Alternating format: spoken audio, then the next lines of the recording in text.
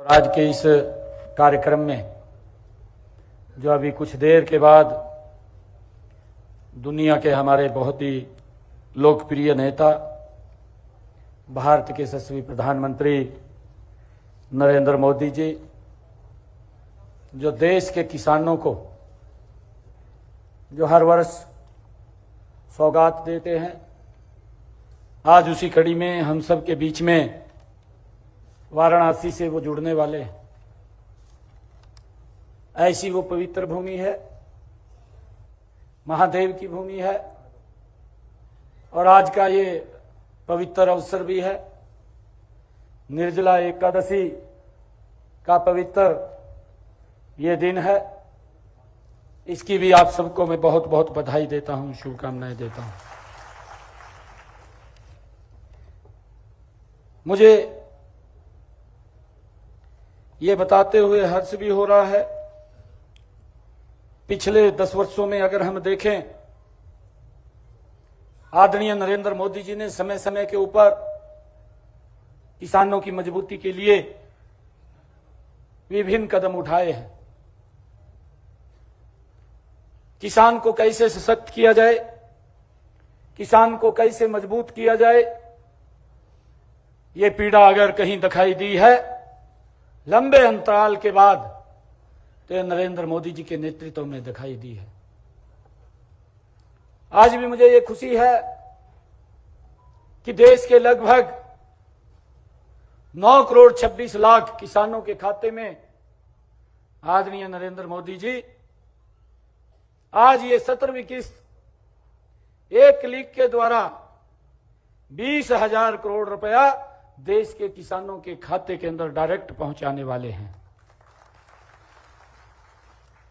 मुझे बताते हुए मैं आदरणीय प्रधानमंत्री जी का मैं धन्यवाद भी करना चाहूंगा। हरियाणा की तरफ से हमारे हरियाणा के 16 लाख किसानों के खाते में आज लगभग 335 करोड़ रुपया उनके खाते के अंदर आ जाएगा। ये प्रधानमंत्री जी की ही सोच थी कि हमारा जो 2.5 एकड़ से कम का छोटा किसान है, उसके खर्चे कम होने चाहिए, उसकी इनकम बढ़नी चाहिए। और एक बड़ी संख्या के अंदर हमारे देश में 80% ये किसान है, छोटा किसान, और उसकी आय बढ़े, उसको लेकर के सरकार ने प्रधानमंत्री किसान सम्मान निधि उस तक पहुंचाने का काम किया है। आदरणीय मोदी जी की जो सोच थी कि हमारे किसान को किसी के ऊपर निर्भर रहने की आवश्यकता नहीं है, उसने अपने खेत में खाद डालनी है, उसने अपने खेत में बीज डालना है, 4 महीने के बाद 2,000 रुपया उसके खाते के अंदर डायरेक्ट आ जाता है। वो दवाई भी डाल लेता है, वो खाद भी डाल लेता है, उसको किसी की तरफ देखने की जरूरत नहीं है। इस सोच के आधार के ऊपर आदरणीय प्रधानमंत्री जी ने, भाइयों, प्रधानमंत्री किसान सम्मान निधि ये किसानों तक पहुंचाने का काम किया है, और इसका लाभ भी मिल रहा है। देश के किसान इसका लाभ भी उठा रहे हैं। मुझे ये बड़ी खुशी है। और इसके साथ साथ विभिन्न योजनाओं के माध्यम से अगर हम देख रहे हैं प्रधानमंत्री किसान सम्मान निधि, परंतु इसके पीछे अगर हम देखें, किसान को लगातार इन 10 वर्षों में एमएसपी बढ़ा करके देने का काम, प्रधानमंत्री फसल बीमा योजना, उसके माध्यम से उसको सशक्त करने का काम।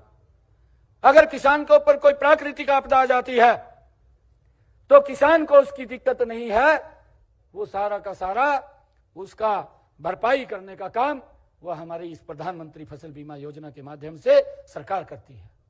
अगर हम हरियाणा का देखें, हरियाणा के अंदर हम पिछले 9.5 वर्षों का कार्यकाल हमारा ये हरियाणा के अंदर रहा है।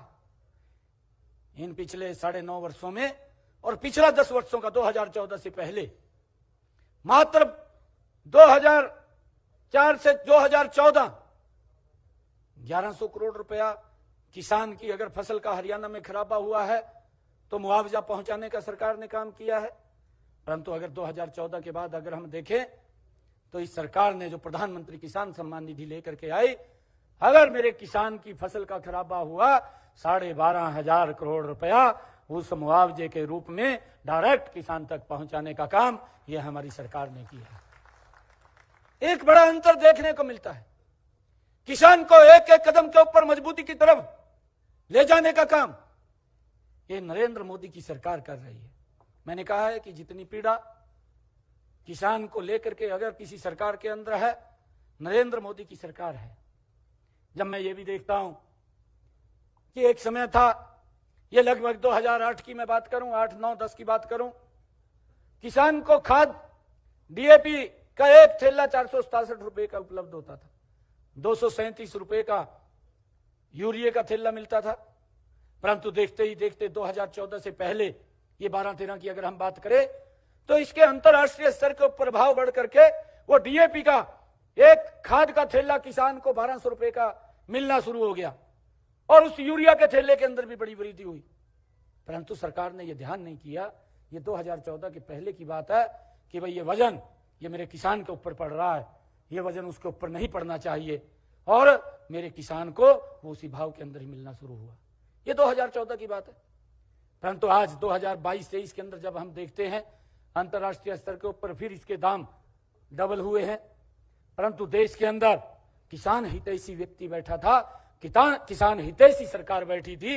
नरेंद्र मोदी जी ने अपनी कैबिनेट की बैठक बुलाई और बैठक बुला करके एक निर्णय किया कि ये जो दाम यूरिया और डीएपी के ऊपर बढ़े हैं ये मेरे किसान के ऊपर नहीं बढ़े, इसकी इस पूरी की पूरी भरपाई हमारी केंद्र सरकार करेगी और वो सारा का सारा सब्सिडी के ऊपर पैसा वो केंद्र सरकार दे रही है। मेरे किसान को वही 1200 रुपए का ही थैला उपलब्ध हो रहा है। इस बात को हमने समझना चाहिए। यह सरकार किसान हित के मजबूती के लिए काम करने वाली सरकार है और किसानों को कोई दिक्कत परेशानी ना आए उसके लिए सरकार लगातार मजबूती से खड़ी है।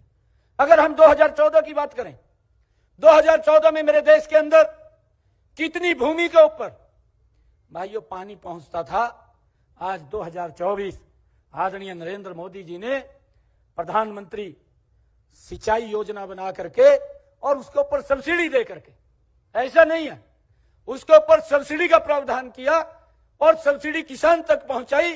अगर हम देखेंगे जितने हेक्टेयर के ऊपर 2014 में मेरा किसान पैदावार करता था उससे 1 गुना ज्यादा पैदावार आज 2024 के अंदर कर रहा है और उसको भी एमएसपी पर खरीदने का काम और नरेंद्र मोदी की सरकार कर रही है।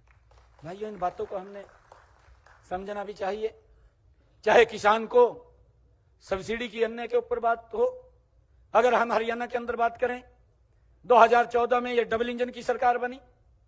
डबल इंजन की सरकार बनते ही यह निर्णय हरियाणा के अंदर लिया गया कि मेरा जो किसान है उस किसान की 14 अन्य फसलें भी एमएसपी के ऊपर खरीदने का काम यह सरकार करेगी। हम ये भी देखते थे 2014 से पहले 2 ही फसलें एमएसपी पर खरीदी जाती थी, एक धान की और एक ये गेहूं की, और यह केंद्र खरीदता था, प्रदेश सरकार कुछ भी नहीं खरीदती थी। परंतु हमारी सरकार ने, यह डबल इंजन की सरकार 14, तो किसान जो हमारा सब्जी का किसान है उसको भी भावांतर भरपाई देने का काम पहली बार ये हमारी सरकार ने किया है और उसका मेरा किसान लाभ उठा रहा है।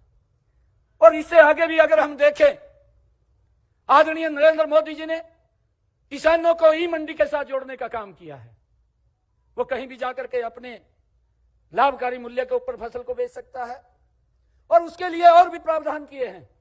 आदरणीय नरेंद्र मोदी जी ने ई मंडी तो खड़ी की है, परंतु ई मंडी के साथ साथ किसान ट्रेनें भी चलाने का काम ये नरेंद्र मोदी की सरकार ने किया है कि किसान को दिक्कत ना आए, एक स्थान से वो अपने जो उसकी फसल है उसको दूसरे स्थान के ऊपर ले जाने के लिए भाइयों उसको दिक्कत ना आए, उसको किसान रेल के माध्यम से उसको सुविधा दी है और उसका लाभ मेरा किसान उठा रहा है। मुझे खुशी है अभी हमारे बीच में आदरणीय प्रधानमंत्री जी जुड़े हैं। मैं आप सबको बहुत बहुत बधाई और शुभकामनाएं देता हूं और आदरणीय कृषि मंत्री जी हमारे वाराणसी से जुड़े हैं, आप सबको बहुत बहुत बधाई। इन्हीं शब्दों के साथ जय हिंद, जय भारत।